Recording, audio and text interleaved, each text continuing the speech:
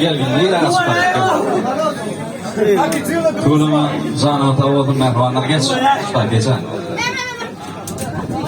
Adın hemen.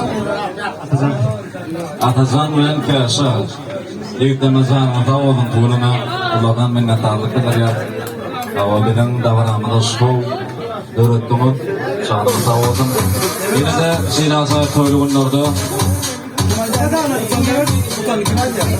Ne aydı yani? Yok ya sizden. İşte hala. En şeyi de bunun adı Kesa. Sonuç yine satmayın mı bakayım? Yani bu yedi bunun adı Atazan. Atazan suya satmayın.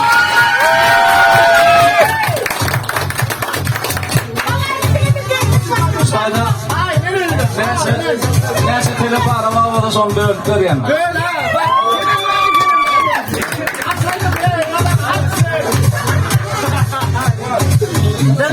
Kaldı çıkmalar. Çıkara.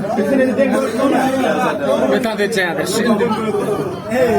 İyi de hiç var mı? Ana yok olur mu yazıyor? Hiç de olsun. Adam ayı.